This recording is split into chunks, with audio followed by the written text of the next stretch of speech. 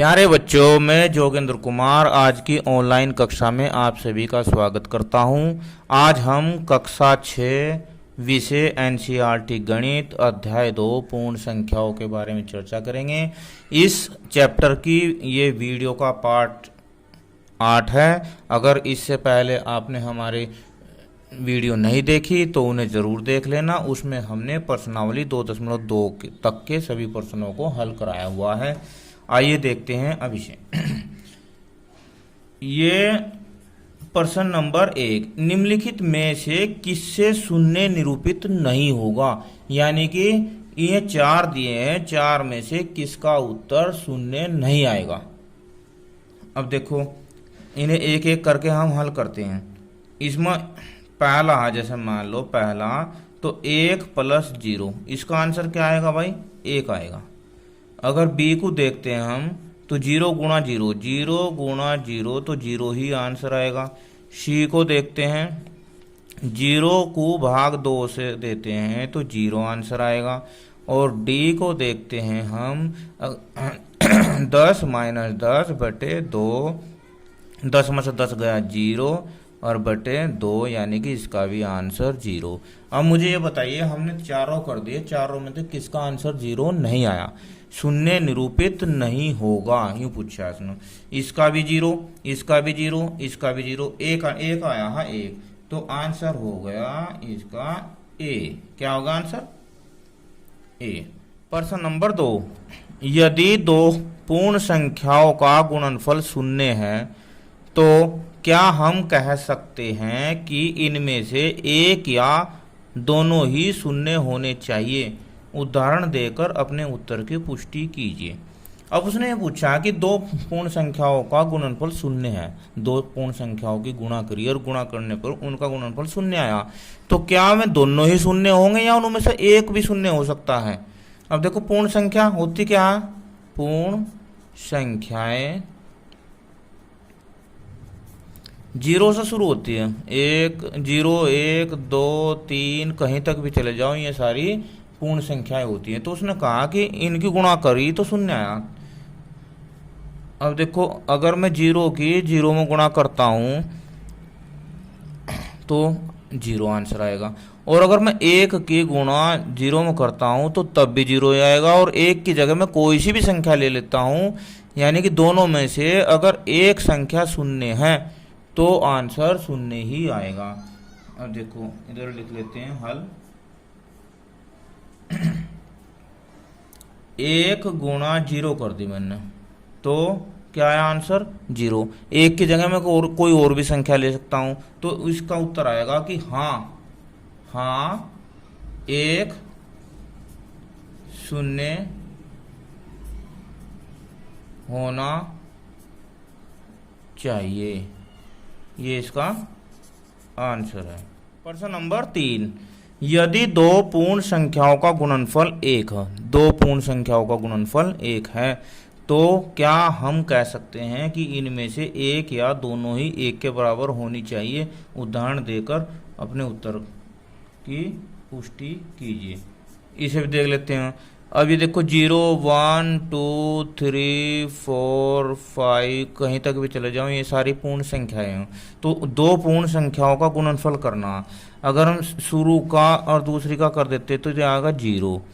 और अगर मान लो मैं 1 की 1 के साथ कर देता हूँ तो आएगा आंसर 1।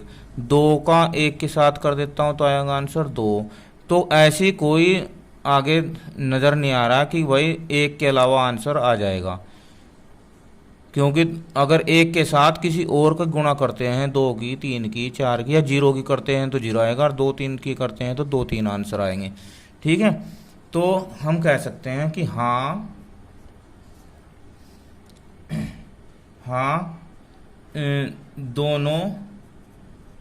दोनों ही 1 के बराबर होंगे। क्यों? क्योंकि देखो, 1 गुणा 1 दोनों ही 1 होंगे, इसलिए इसका आंसर जो है कि दोनों ही 1 के बराबर होंगे, दोनों ही संख्या 1 होगी। प्रश्न नंबर 4, वितरण विधि से ज्ञात कीजिए।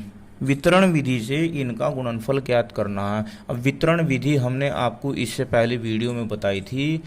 किसी संख्या को वितरण कर देते हैं, उसे तोड़ देते हैं। जैसे हम मान लो 25 है, 25 को 20 और 5 में वितरित कर दिया। चलो देखते हैं। ए 728 गुणा 101, 728 गुणा, इसे मैं 101 को 100 प्लस 1 कर देता हूँ। कितना कर दिया मैंने? 100 प्लस 1, यानी कि 100 में अगर 1 जोड़ देते हैं तो 101 ही हो जाएगा।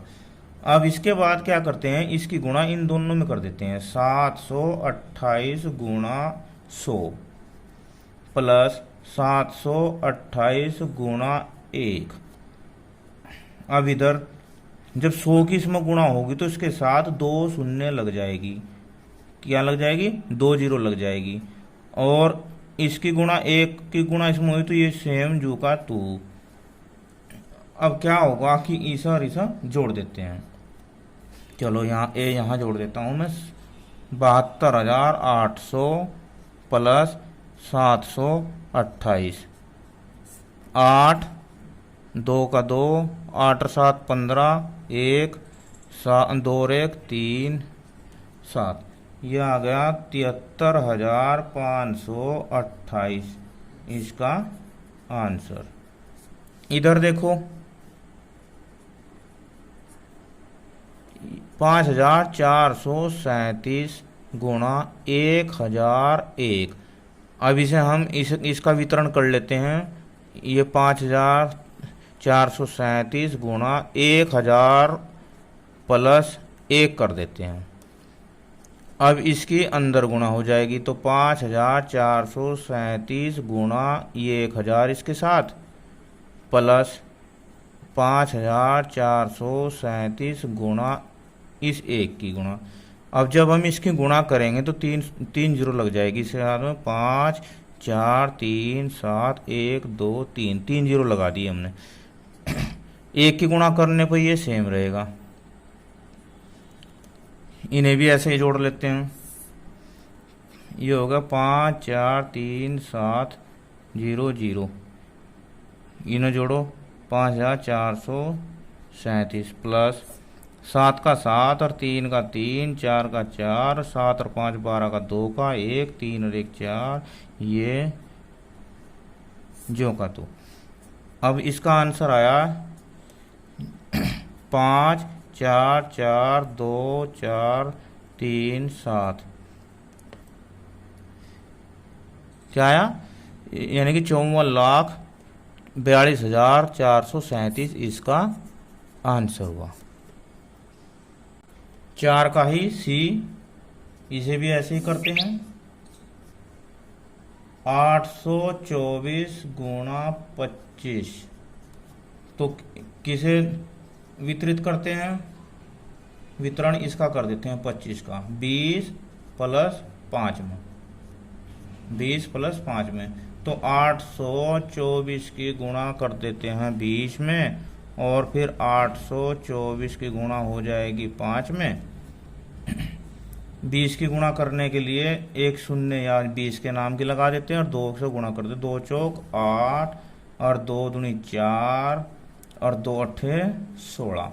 इधर 5 से गुणा करो। 5 चौक 20, हासिल को लगे 2, 5 दूनी 10 और 2 12, 1 और 5 अट्ठे 40 और 1 41। या इधर गुणा, इधर अब इन्हें जोड़ लेते हैं।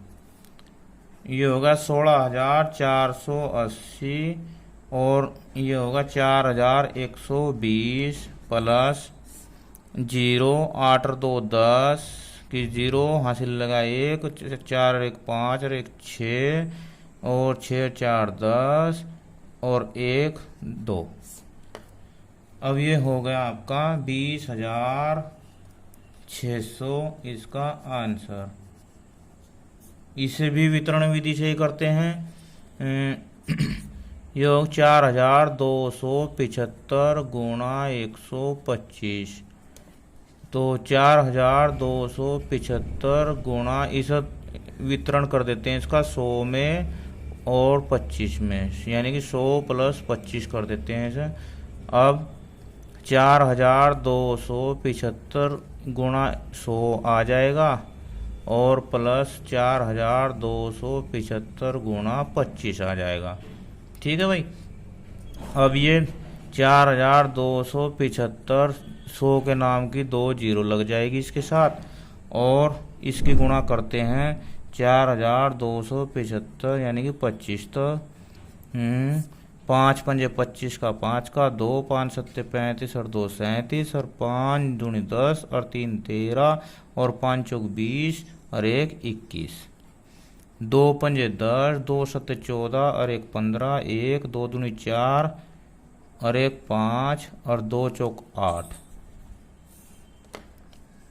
ये 5 7 3 और 5 8 और आपका 1 और 5 6 और 8 2 10, ये आ गया आपका 1,00,000, ये 6 8 7 5 7 5। अब इन्हें हम आपस में जोड़ देते हैं, इन्हें आपस में जोड़ देते हैं। कितना? 42 7 5 0 0 और ये हो गया आपका 5 7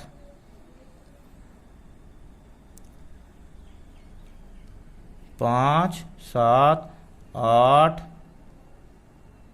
6 0 1, 3 और 3 6, 3 और 3 6, तो 3 और 3 6, 3 और 3 6, ठीक है।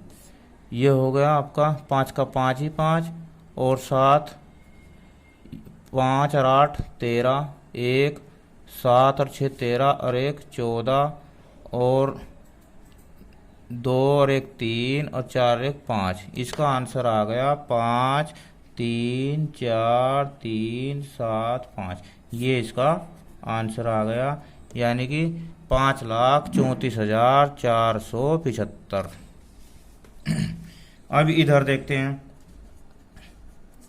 ये 504 गुणा 35, इसे भी हम 500 प्लस 4 भी कर सकते हैं। हम देखो इसे 500 प्लस 4 भी करते हैं, 30 प्लस 5 भी कर सकते हैं। ये हमारे पे डिपेंड करता है कि हम उसे कैसे वितरण कर रहे। तो हमने इसे 30 में और 5 में कर दिया, तो 504 गुणा 30 प्लस 504 गुणा 5। अब इधर 30 के नाम की 1 जीरो तो मैं पहले लगा लेता हूँ, तो 3 चौक 12 12 का 2 का और 3 0 0 1 और 3 पंजे 15, इधर 5 चौक 20 2 पंजे पंजे 25। अब इन्हें हम जोड़ते हैं, 15 120 और 2520, ये होगा 0 4 6 7 1। इसका आंसर आ गया 17,640। इन प्रश्नों को हमने ऐसे वितरण नियम से किया है। प्रश्न नंबर 5, निम्नलिखित प्रतिरूप का अध्ययन कीजिए। अभी साहब इस पैटर्न को देखो, यानी कि प्रतिरूप इंग्लिश में पैटर्न बोलते हैं, इसे देखो कि इसमें क्या तरीका लगाया है। देखो 1 गुणा 8 प्लस 1 तो 9 आया, 1 की जगह 1 से अगली संख्या दे दी, 1 2 कर दिया गुणा 8 और यहाँ भी 2 कर दिया तो 9 8 आया। फिर 1 2 3 कर दिया, यहाँ भी 3 कर दिया, फिर 9 8 7 घटते जा रहे हैं। फिर 1 2 3 4 कर दिया, यहाँ भी 4 कर दिया, फिर घटते जा रहे हैं 9 8 7 6। फिर 1 2 3 4 5 कर दिया, फिर यहाँ भी 5 कर दिया, तो इधर भी 5 ही अंक आएंगे, 8 यानी कि 9 8 7 6 5। अब उसने कहा कि अगले 2 चरण लिखिए। चलो देखो, अब हम लिखेंगे 1 2 3 4 5, 5 था ना यहाँ, तो हम 6 लिखेंगे गुणा 8 प्लस 5। इधर भी हम 6 अंक लाएंगे, 9 8 7 6 5 4। चलो अब नेक्स्ट 1 2 3 4 5 6 की अगला आएंगे 7 8 और यहाँ सॉरी यहाँ 6 आता, ठीक है। और प्लस यहाँ 7 हो तो यहाँ भी 7, अब इधर भी 7 ही अंक होंगे। 9 8 7 6 5 4 3 3 और 3 6 और 1 7। तो इस तरह ये इसके आंसर हुए। उम्मीद है मुझे आपके सभी प्रश्न समझ में आ गए होंगे, और इसे आप अपने गृह कार्य कॉपी में उतारना। वीडियो अच्छे लगे तो शेयर करना और मुझे कमेंट में ज़रूर बताना। Thank you, have a nice day.